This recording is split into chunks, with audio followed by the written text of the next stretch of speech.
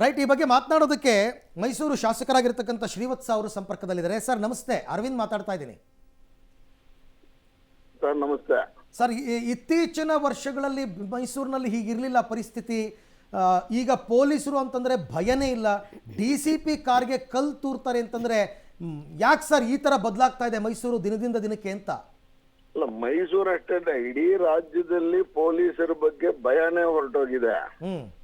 ಯಾಕೆಂತ ಹೇಳಿದ್ರೆ ಪೊಲೀಸರು ಮತ್ತೆ ಸರ್ಕಾರ ಯಾವಾಗಲೂ ರಾಷ್ಟ್ರದ್ರೋಹಿಗಳನ್ನ ಈ ತರದ ಕಿಡಿಗೇಡಿಗಳಿಗೆ ಕುಮ್ಮಕ್ ಕೊಡ್ತಾ ಇರುವಂತದ್ದನ್ನ ಅವರೇ ನೋಡ್ತಾ ಇದ್ದಾರೆ. ವಿಧಾನಸೌಧದಲ್ಲಿ ಪಾಕಿಸ್ತಾನ ಜಿಂದಾಬಾದ್ ಅಂದ್ರೆ ಅಂದೇ ಇಲ್ಲ ಅಂತ ಸಮರ್ಥಿಸ್ಕೊಂಡಂತ ಸರ್ಕಾರ ಇದು. ಹಾಗಾಗಿ ಏನು ಭಯ ಇಲ್ಲ ಇವರಿಗೆ. ನಿನ್ನೆ ಆಗಿರುವ ಇನ್ಸಿಡೆಂಟ್ ರಾತ್ರಿ ಏನು ಪೋಸ್ಟ್ ಮಾಡಿದಾನೆ, ಪೋಸ್ಟ್ ಮಾಡಿರೋದು ಒಬ್ಬ ಧರ್ಮಗುರುವಿನ ಮೇಲೆ ಮಾಡಿರುವಂತದ್ದು ಅಂತ ಆದ್ಮೇಲೆ ಅವನ್ನ ಕರ್ಕೊಂಡೋಗಿ ಪೊಲೀಸರು ಕೂರಿಸ್ಕೊಂಡಿದ್ದಾರೆ. ಹೌದು, ಕೂರಿಸ್ಕೊಂಡ ತಕ್ಷಣ ಹೆಂಗೆ 1,500-2,000 ಜನರನ್ನ ಮೊಬಿಲೈಸ್ ಮಾಡುವಂತ ಕಿಡಿಗೇಡಿಗಳು ಯಾರು ಹೆಂಗ್ ಮೆಸೇಜ್ಗಳು ಕೊಡ್ತಾರೆ? ಬನ್ನಿ ಬನ್ನಿ ಅಂತ ಕರೀತಾರೆ. ತನಿಖೆ ಆಗ್ಬೇಕಾಗಿರೋದು ಇಷ್ಟು ಜನನ ಬನ್ನಿ, ಅವಮಾನ ಆಗಿದೆ ಅಂತ ಕರ್ಸಿದಾರಲ್ಲ, ಆ ಕರೆಸಿರುವ ನಾಯಕರುಗಳನ್ನ ಈಗ ಇವ್ರು ಬಂಧಿಸ್ಬೇಕು. ಆ ತರದವ್ರ ಮೇಲೆ ಆಕ್ಷನ್ ತಗೋಬೇಕು.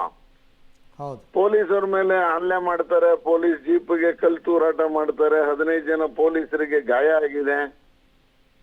ಅಂದ್ರೆ ಸರ್ಕಾರದ ಇದ್ರ ಮೇಲೆ ಅವ್ರಿಗೆ ನಂಬಿಕೆನೇ ಇಲ್ಲ, ಭಯನೇ ಅನ್ನೋದೇ ಹೊರಟೋಗಿದೆ.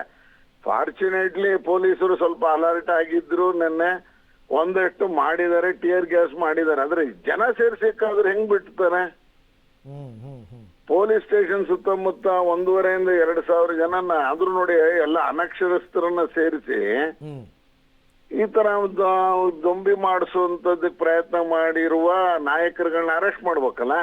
ಶ್ರೀವತ್ಸ ಅವರೇ, ಬಿಜೆಪಿ ಸರ್ಕಾರದ ಅವಧಿಯಲ್ಲಿ ಕೂಡ ಈ ತರದೆಲ್ಲ ಗಲಾಟೆ ದೊಂಬಿ ಎಲ್ಲ ಆಯ್ತು. ಆಗ ಒಂದಷ್ಟು ಜನರನ್ನ ಅರೆಸ್ಟ್ ಮಾಡಿದ್ರು, ಬಟ್ ಕೆಲ ತಿಂಗಳಲ್ಲಿ ಅವ್ರು ರಿಲೀಸ್ ಆದ್ರು. ಯಾಕೆ ಅವ್ರು ರಿಲೀಸ್ ಆದ್ರು ಅನ್ನೋದು ಪ್ರಶ್ನೆ. ಅವ್ರೇನಾದ್ರೂ ಈಗಲೂ ಜೈಲಲ್ಲಿ ಮುದ್ದೆ ಮುರಿತಾ ಇದ್ದಿದ್ರೆ ಬಹುಶಃ ಇವರಿಗೆಲ್ಲ ಧೈರ್ಯ ಬರ್ತಾ ಇರಲಿಲ್ಲ. ಖಂಡಿತ ಸರ್ಕಾರದ ನೀತಿ. ಈಗ DJ ಹಳ್ಳಿ KJ ಹಳ್ಳಿ ಮೇಲೆ ಕೇಸನ್ನ ವಿಡ್ರಾ ಮಾಡುತ್ತಾರಲ್ಲ, ರೈತರ ಮೇಲೆ ಮಾಡ್ತೀನಿ ಅಂತ ಹೋಗಿ ಈ ತರದವ್ರ ಮೇಲೂ ಮಾಡ್ಬಿಟ್ರಲ್ಲ ಗೌರ್ಮೆಂಟ್.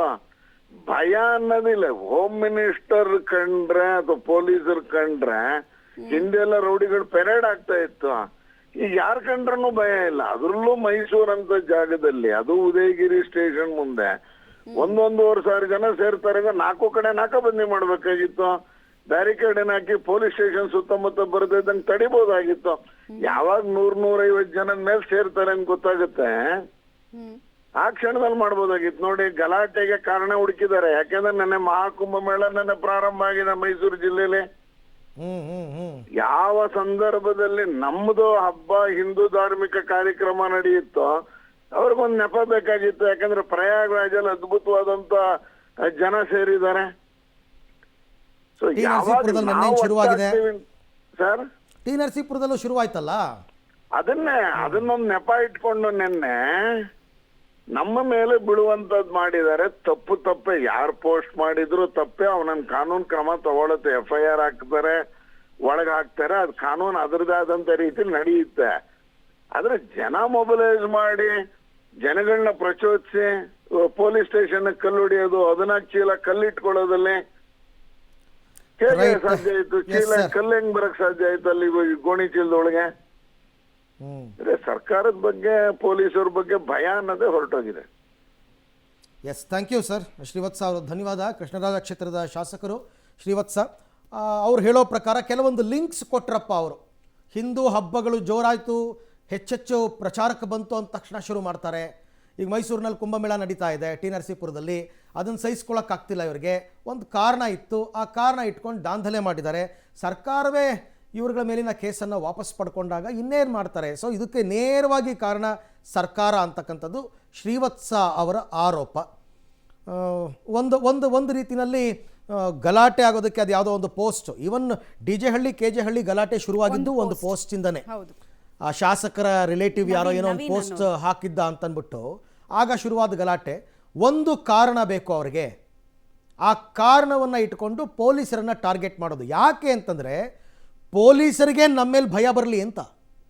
ನಮ್ಮ ನಾಳೆ ದಿನ ತಾಕತ್ತು ಏನು ಅಂತ ಹಾ. ಗೊತ್ತಾಗ್ಲಿ ಅಂತ. ನಾಳೆ ದಿನ ನಮ್ಮನ್ನು ಒಬ್ಬೊಬ್ಬರನ್ನೇ ಯಾರನ್ನೂ ಟಚ್ ಮಾಡದೇ ಇರಲಿ ಅಂತ. ಬಟ್ ಈ ಥರ 1000 ದಾಳಿ ಮಾಡಿದ್ರು ನೀವು ಪೊಲೀಸರ ಸ್ಥೈರ್ಯವನ್ನು ಕುಂದಿಸೋಕ್ಕಾಗಲ್ಲ, ಅದನ್ನು ಅರ್ಥ ಮಾಡ್ಕೊಳ್ಳಿ.